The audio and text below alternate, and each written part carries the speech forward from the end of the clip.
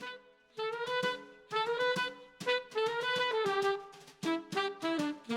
there. How are you? I'm wonderful. How are you today? Good. Nice to see you. The last time we spoke was in a land way before a pandemic, a long Oh time yeah, ago.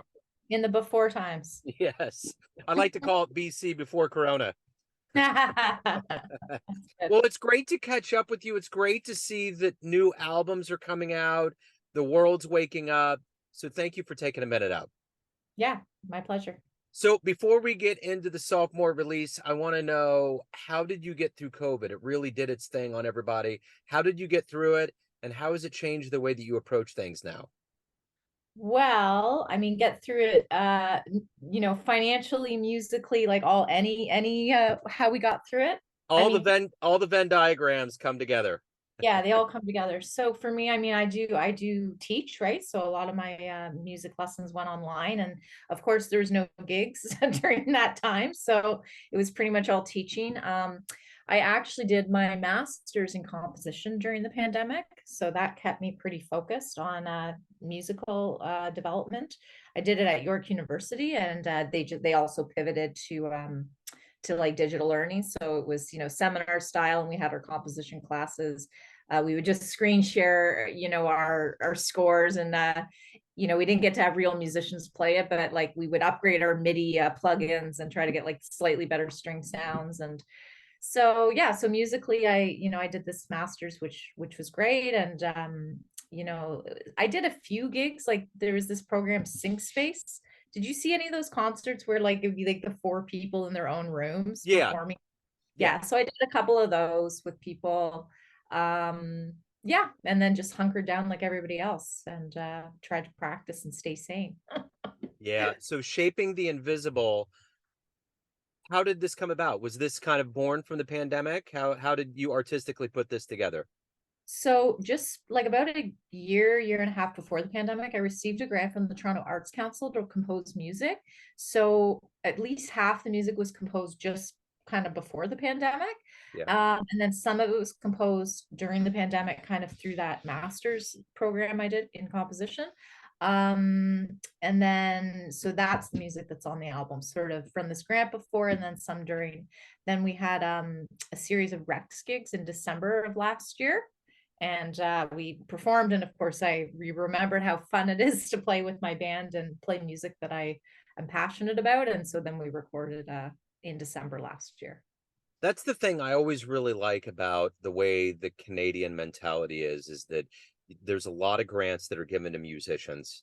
And I find that very reassuring. It does happen here. We got the MacArthur grants and there's other things that happen, but I hear it more frequently with the Canadian jazz community. And I think that it's really the government putting their money where their mouth is. They're valuing art and music. That has to feel great. Yeah, it's good. And we've got them at different levels. So like I'm in Toronto, and so we've got the Toronto Arts Council. So there's funding for either composition or making an album. There's the Ontario Arts Council, there's funding through them, and then there's Canada Council. And then there's Factor. There's kind of like different tiers of them. So myself and other musicians will, apply for different tiers of them, throw our hat in the ring for our projects, and then see what happens.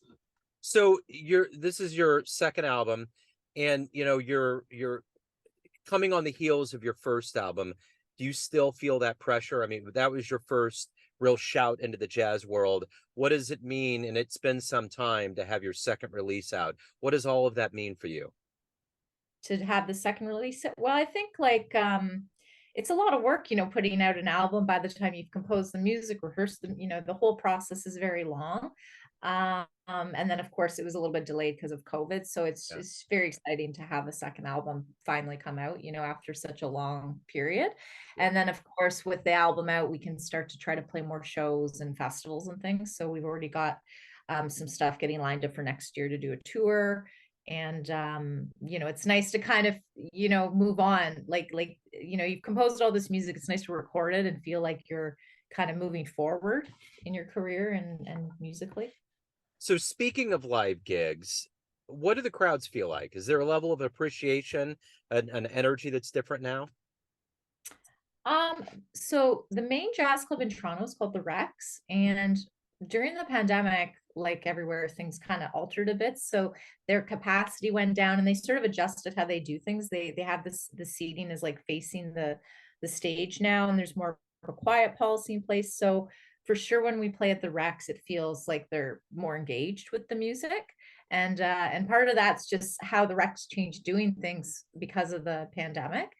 um I think people are just excited to get out of their houses again. You know, that the first series of gigs after the pandemic, I mean, we've been sort of, it's been about a year and a half now that we've been performing, but that first 6 months was just so exciting. Like Yeah. everybody was so excited to be out of their house and, you know, part of a community again and getting to go see live music. Like, yeah, for sure, people were more appreciative of being able to come see concerts after not being able to do that for so long. So what are you hoping the listener gets from Shaping the Invisible? What are you hoping they get from it?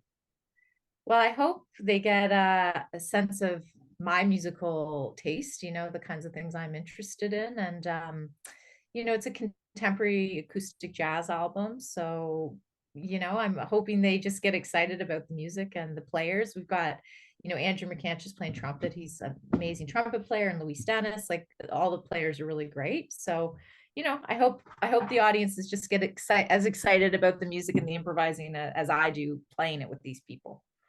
So you have the recording, you have teaching, you have live shows, you have all of these aspects. So you get a good view into what's going on with the jazz community. There was fears, I think, when all of this was going on that a lot of people in big cities couldn't afford it. Maybe the kids in college didn't want to go after this profession, but it seems as though the jazz community is stronger than ever. What's your take? Um, I feel mixed on that. I mean, I know in Toronto, I'm not sure about in other, you know, countries or cities, but in Toronto, I think there has been a little bit of a decline, like in, like, for example, the students going to these music programs. There's I know that the enrollment is down at some of the programs. Although the students that are going are amazing musicians. They're really dedicated and into it. And then of course we had the issue of clubs closing because of the pandemic. So I'm also feeling as a musician like there feels to be like less places to play than before. So I'm not sure. I feel like we're in a transition period and we're going to see what happens with that, you know. But I do think enrollment's down a bit. I think there are some students, potential students that are maybe going into other fields, realizing that things can be precarious. Um, yeah. So I mean, I think the community is strong, but small. Yeah. Small and strong. I understand. So you kind of touched a little bit on live music. So for anyone out there that wants to properly buy the new album and see you live, anything that's going on, where can they go? So my website is the best place for that, teriparkermusic.com. I list everything on there. So the album is, I mean, for physical albums, can just reach out to me and I will send them a copy if they would like a physical album, which, you know, it's nice to get the artwork. I still Yeah. personally like physical albums because I like to see who's on the album and read the liner notes. Yeah. So I have my contact page on my website, and then I have the Bandcamp link. So if they want to purchase, you know, the digital album, it'll be on it's on Bandcamp right now, and then of course it'll be on all the streaming sites as of September 29th. And then I also list all my live shows on my website, and then I'm also on Instagram, Facebook. All those links you can find on my site. You know, if you want to follow me on Facebook, follow me on Instagram. I always post all the things that I'm doing. Excellent. Well, one of the great offshoots of this whole pandemic that we've gone through is that we can actually see each other now. This is like a regular thing. So it's great to see you. Thank you for taking time out. Best of luck with the album and live shows as we move forward. Thank you so much. Have a nice day. Absolutely. Yeah. And